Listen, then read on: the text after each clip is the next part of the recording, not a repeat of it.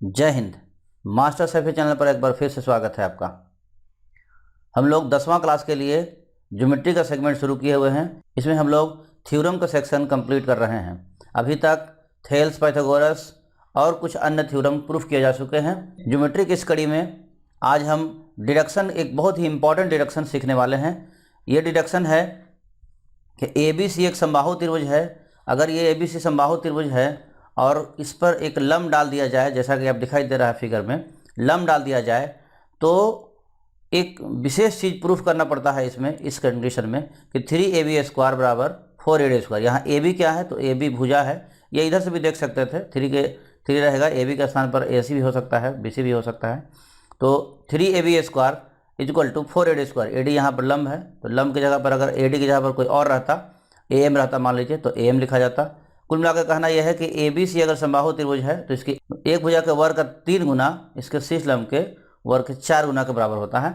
ऐसा हमको प्रूफ करना है।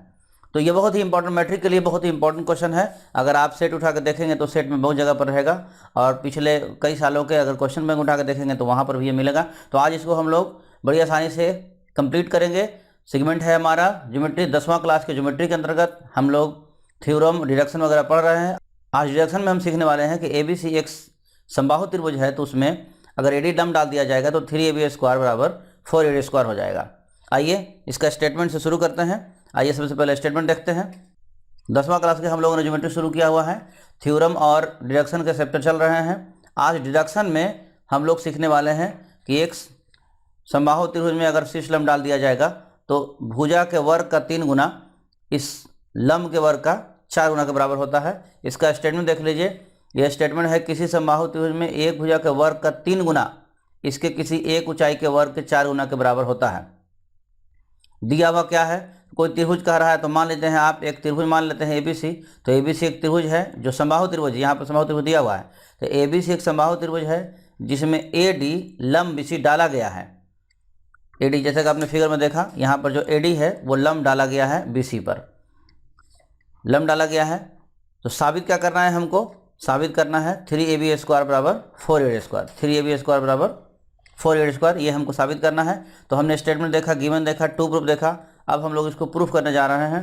ये बहुत ही इंपॉर्टेंट क्वेश्चन है, आपको मैट्रिक एग्जामिनेशन में बहुत बार आया है और अगले साल भी एग्जाम में आने की संभावना है, इसलिए इस तरह के क्वेश्चन की आप तैयारी कर लीजिए। आइए स्टार्ट करते हैं, इसको प्रूफ करना शुरू करते हैं।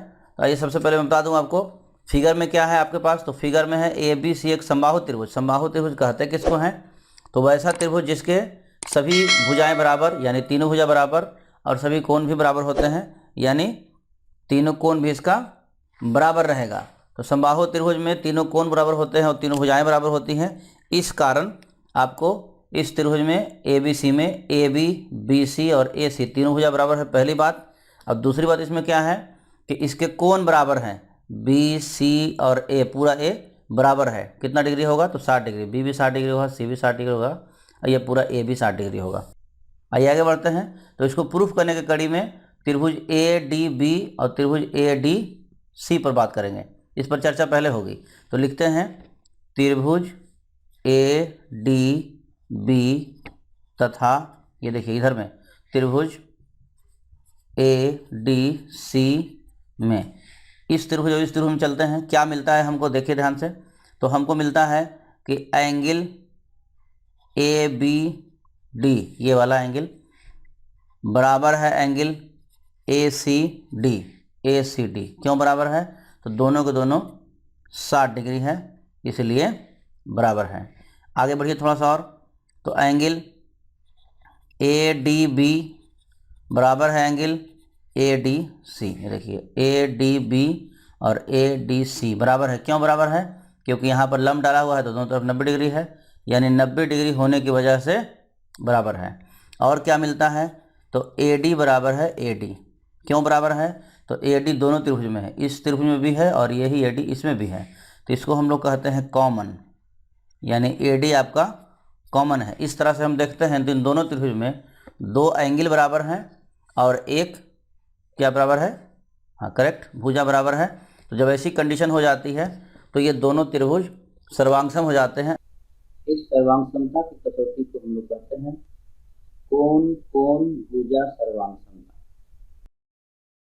आगे बढ़ते हैं। तो कौन कौन सर्वांग से हुआ क्या, तो ये दोनों त्रिभुज आपस में सर्वांगसम हो गए।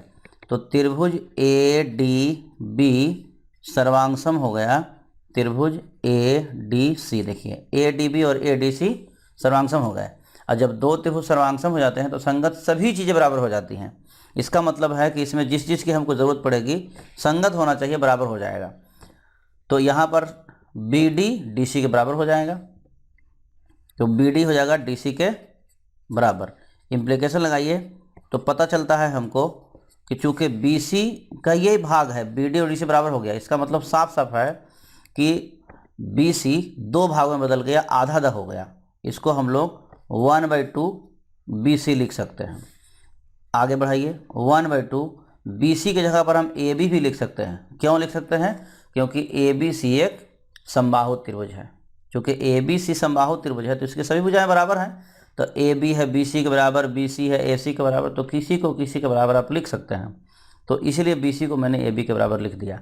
आगे बढ़िए, इसको लेके आगे बढ़िए, इसको फर्स्ट मान लेते हैं, हो सकता है इसकी ज़रूरत पड़ेगी। और आगे बढ़ते हैं। हमको लाना क्या था? तो हमको लाना है 3AB²। जैसा कि आप देख रहे हैं हम लोग 10वां क्लास में ज्योमेट्री का सेगमेंट शुरू किए हुए हैं, ज्योमेट्री पढ़ रहे हैं। और ज्योमेट्री में आज डिडक्शन की बारी है। डिडक्शन में हम सीख रहे हैं कि किसी समबाहु त्रिभुज में एक भुजा के वर्ग का 3 गुना इसके किसी एक ऊंचाई के वर्ग के 4 गुना के बराबर होता है। यानी 3AB² बराबर 4AD²। 3AB² is equal to 4AD²। यही हमको साबित करना है। तो हम लोग AB की तरफ चलते हैं। AB हमारा यहाँ है और कौन सा त्रिभुज है? तो त्रिभुज ADB। तो लिखेंगे हम लोग समकोण त्रिभुज ADB में, ADB में चलिए AB क्या बन रहा है? तो कर्ण बन रहा है। 90 डिग्री के सामने की भुजा को कर्ण कहते हैं। तो AB बन रहा है कर्ण। तो हम यहाँ लिख सकते हैं कि AB² बराबर लंब स्क्वायर होता है ना, लंब स्क्वायर, कर्ण स्क्वायर बराबर लंब स्क्वायर प्लस आधार स्क्वायर।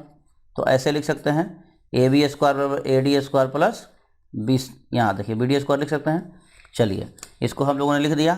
थोड़ा सा और आगे बढ़ाइए।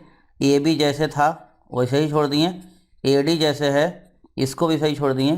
BD को हम क्या लिख सकते हैं? देखिए यहाँ लिखा हुआ है। BD को आप DC भी लिख सकते हैं। अब BD को आप 1/2 BC भी लिख सकते हैं। इसको आप 1/2 AB भी लिख सकते हैं। चूँकि यहाँ पर AB है और AB ही हमको चाहिए, इसीलिए हम लोग BD को AB में चेंज कर देंगे। तो जैसे ही इसको चेंज करेंगे तो यह लिखा जाएगा AB/2 का होल स्क्वायर। कहाँ से चेंज हुआ है? तो फर्स्ट से। इसलिए इसको हम लोग लिंक बना देंगे, यहाँ लिख देंगे फर्स्ट से। इससे पता चल जाएगा आपको कि हमने फर्स्ट से इसको चेंज किया है।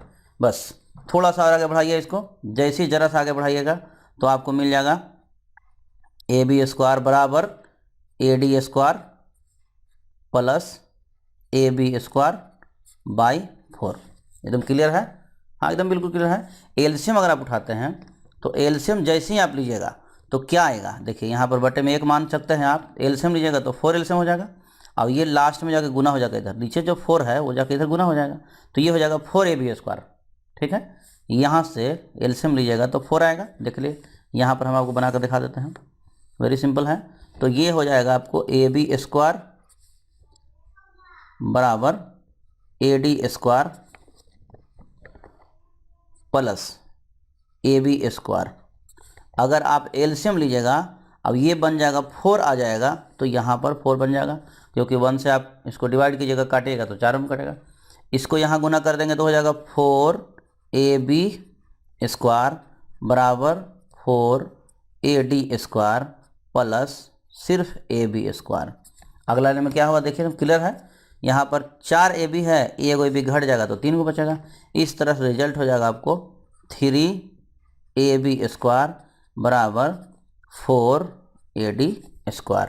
और यही आपको प्रूफ करना था। इस तरह से ये प्रूफ हो गया। तो देखा आपने, हम लोगों ने कितनी आसानी से इस डिडक्शन को प्रूफ कर दिया। और मैंने आपको पहले ही बताया कि ये डिडक्शन बहुत ही इंपॉर्टेंट है, मैट्रिक एग्जामिनेशन में कई बार आ चुका है और अगले एग्जाम में भी आने की संभावना है। इसलिए इस तरह के डिडक्शन की तैयारी आप रखिए। इसको अगर आपने सीख लिया है तो बहुत अच्छी बात है। अगर आप अभी तक नहीं समझ पाए हैं तो एक बार वीडियो को फिर से दोबारा देख लीजिए ताकि आप सीख सकें। आज के लिए बस इतना ही, मिलेंगे हम लोग अगले वीडियो में अगले नए थ्योरम या डिडक्शन के साथ।